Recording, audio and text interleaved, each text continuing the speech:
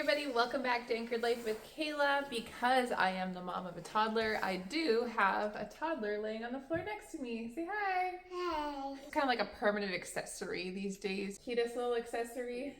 Today, I really wanted to talk about marriage because I feel like marriage is struggling. Not necessarily mine, not necessarily yours, but just marriage in general.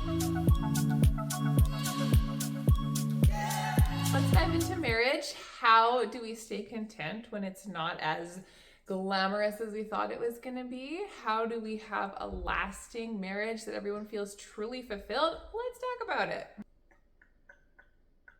I always come back to how marriage is a choice.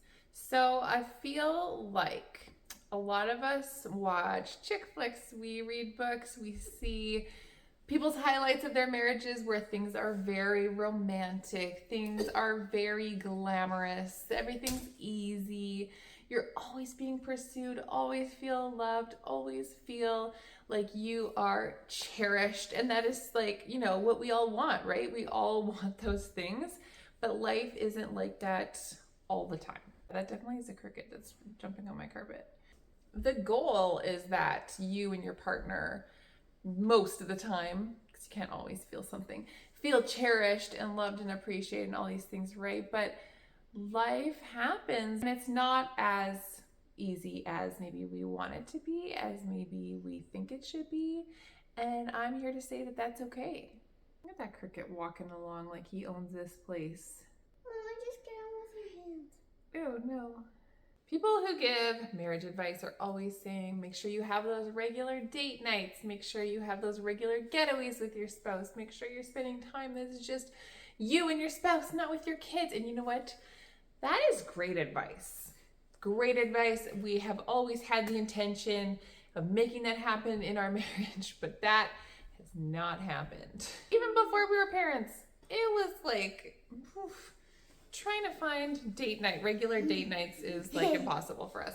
Now, well, like we spend time together. We have just came back last week from going camping together as a family, and we watch our show together when Sophie goes to bed. We make sure that we pray together before we go to bed. We have our meals together as a family. Like we're spending time together, but for us, it's not so structured as maybe like it seems like a good marriage should be, right? But the thing is, we're happy. We have a good marriage. We're both content where we are at. And I say all that so that not every marriage has to look the same or follow the rules of a good marriage to be a good marriage.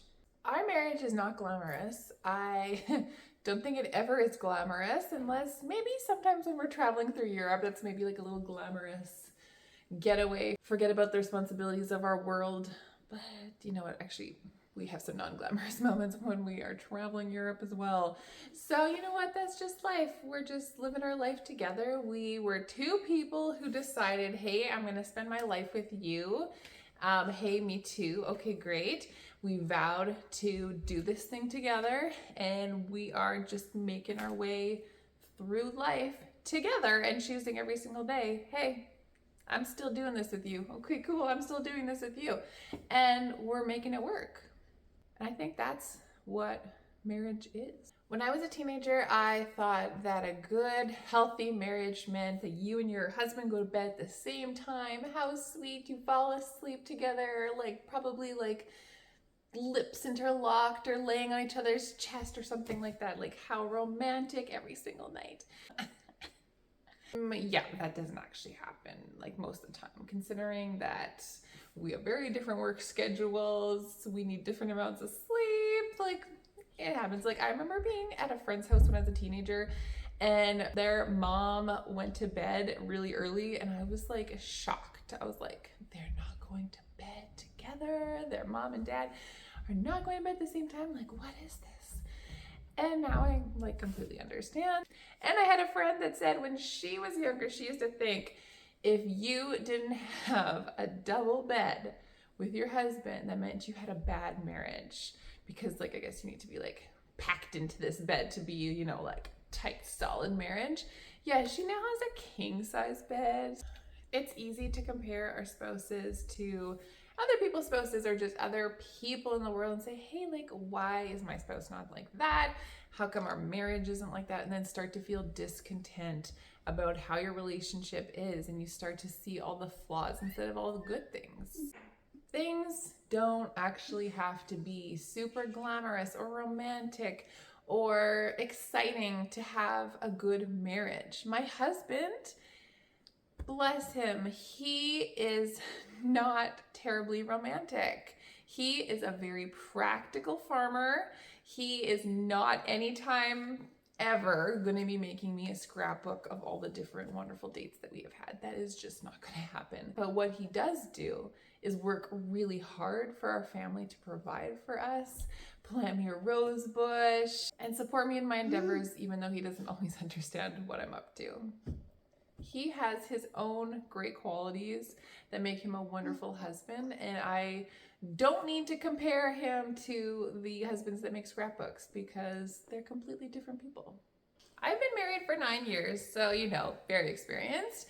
And the thing that I have figured out about having a happy marriage is it means not comparing your spouse to anybody else. It just means appreciating who they are, what they bring to the table. It means remembering why you married them in the first place. There was a reason. Maybe let's focus on those good things of why you married them instead of the bad things or the annoying things that come up all the time, because you're living in close quarters and can see the worst in people when you choose to, right? Of course, I'm not talking about abusive relationships. I'm not talking about when there's things that need to get fixed in your relationship. That's like a whole other topic. I'm just talking day to day. Marriage is a choice that we make every single day. Hey, I'm going to choose to stay married to you today. I'm going to choose to put my best into this relationship. I'm going to choose to do my best to honor you, to cherish you. And it's a two-way street. We both need to be doing that. What do you do to have a good marriage? Put it down in the comments so we can all see and apply to our marriages too. If you enjoyed this video, please hit the like button, subscribe to my channel, and hit the notification bell so that you don't miss out on a single video from me. And I will see you guys soon. Bye!